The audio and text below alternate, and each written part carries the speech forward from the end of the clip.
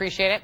With me right now, Farai Chadaya. She's a journalist and author. Angela Rye is a former executive director of the Congressional Black Caucus. John Avlon is the editor-in-chief at the Daily Beast. And Amanda Carpenter is a former communications director for Ted Cruz. Guys, great to see you. No shortage of things we need to get to first. Amanda, let me just start with a simple thing. John Dowd, the attorney for President Trump, who's focused in handling the Russia inquiry, the Russia probe, why is he writing about this?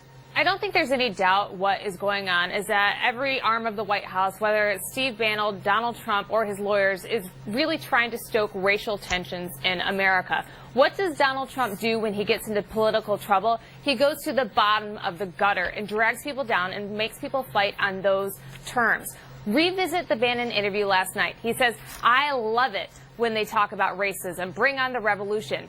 They have a deliberate strategy to make white people scared that they are going to lose their culture in America. Donald Trump and Steve Bannon love it when they see the Proud Boys fighting for Trump in the streets with Antifa, because in that political dynamic, there is no room for moderation. He is forcing people to pick a side. And I am telling you, until there's leadership, I don't know, Republican or Democrat, that provides a better sort of middle way and a safe place for people to land. That's what we're going to see in many more cities as we go forward in these elections, because that's what Donald Trump wants.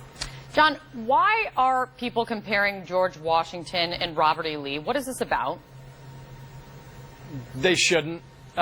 It's an idiotic comparison, but I think it scratches an itch that we've seen a lot throughout American history, and even in fact, you know, just to nerd out on history for a second, during the Civil War, Confederates tried to claim Washington as one of their own.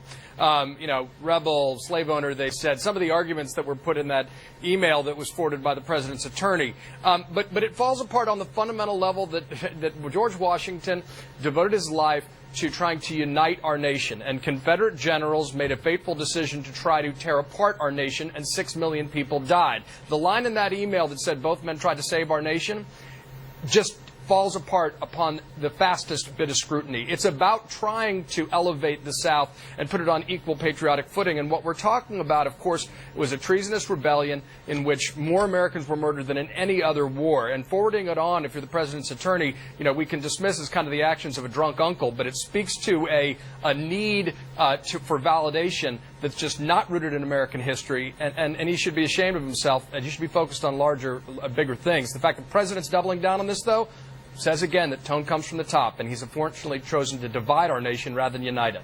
Well, here are some of the words are sticking out to folks. Farai, let me ask you this. The president's tweet, we've read it a few times, but just the very top of it is, sad to see the history and culture of our great country be ripped apart, and he goes on because of the Confederate statues.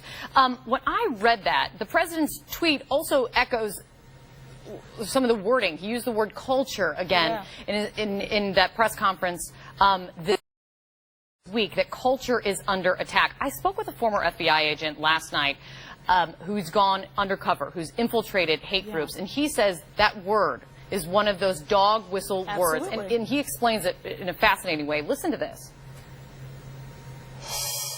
So that's long been a dog whistle term, Western culture, that we don't hate anybody, we just want to defend Western culture. But what they mean is Western European white culture. And so when he uses that phrasing of culture and that we want to protect our culture, we're afraid that our culture is under threat from whatever force, multiculturalism, what the Nazis would say is Jewish or internationalist influences. It is a message to them that, yes, this is about our white people being victims in this case, and our right to defend ourselves violently if necessary. Is there a clear indicator? Does the president not understand the words that he's using? Or? He understands perfectly. I mean, he is a media strategist for everything that he does. I mean, I got in trouble with some people early during the campaign by saying that he was a brilliant orator, and they were like, "What do you mean?" I said, I don't believe that he's a great politician, but I covered Sheriff Joe Arpaio. I've met white supremacists in a blizzard. I've been covering the white supremacist movement for 25 years. He hit the nail on the head. He knows how to deliver both in dog whistle and in, straight ahead racial terms. Now, here's the thing. my family, for example, dates back to the mid-1700s in America. And my family genetically is mixed between Irish, English, and black, and yet everyone in our ancestry line is black. And so we're probably descended from Irish indentured servants and African indentured servants. President Obama is related to a man of African descent who was here in the 1630s. The first capital city of America is Santa Fe, New Mexico, which was founded in 1610. So when white supremacists talk about the original America, it was already multicultural. There were already Latinos. There were already black people. So if we're going to relitigate history, let's start with that.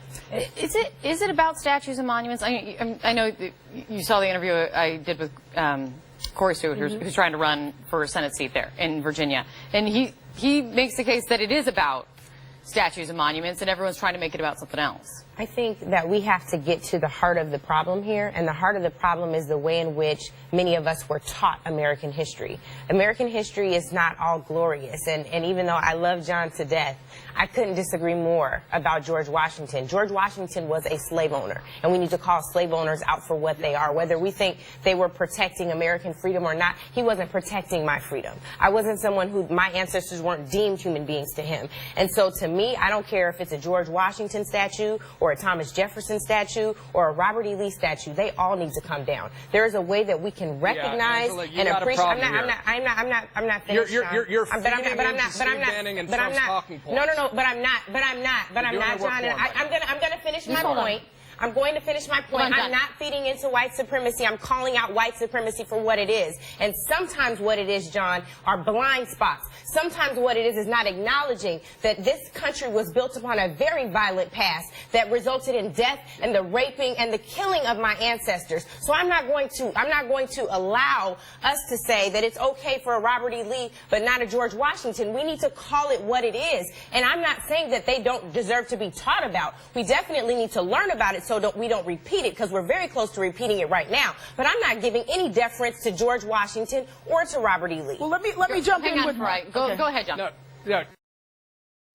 Yeah, look, we got to be real careful here, because what we're doing here is polarizing the conversation exactly in the direction that Donald Trump wants, Angela. Yep. We can, obviously, the Founding Fathers were slave owners, but the larger point is that the perspective is key in American politics. And while George Washington released his slaves upon his deathbed, which was definitely too late and cold comfort for everybody, and slavery is the original sin in our country that we've been dealing with fitfully and unsuccessfully for a long time, and need to confront more correctly. If you all of a sudden buy into exactly the slippery slope argument that Donald Trump is presenting, I don't. That the Founding Fathers are the moral equivalent of Confederate generals, that's leading to a place in the country that is. I believe you just did, Angela. You know, I didn't. I love you to death, I don't think you liked what I said. I'm pretty sure but that's just what you said. It's not. Can I throw one more thing in here? In my house, I have a portrait of George Washington and family. And in that portrait is a man named William Lee. And he is a black man who worked with George Washington. He is depicted in the painting Washington Crossing the Delaware. And yet George Washington, this same man who I believe was a hero, also pursued his runaway slave Ona. And there's a new book out called Never Caught. So here's George Washington was a complex man who was a hero, who validated this man William Lee, who served beside him, and yet who pursued a runaway slave all across America. So I'm someone who can believe in the nuance of heroes. There are no people who are heroic who don't have lead feet. So I'm perhaps triangulating between both of you. But I am obsessed with history. Let's just dig into this. Let's at least know our history. I don't think George Washington is a Robert E. Lee, and I don't think that President Trump knows anything about history. He's simply using it as a blunt instrument for talking points to please white supremacists. You know, that's what I believe. This is fascinating. This is also an important conversation. If you guys would stick around with me, I want to continue. We've got more to discuss. Amanda, stick around with me as well. We are, though, I want to give you an update. We are continuing to follow breaking news overseas. A van plowing in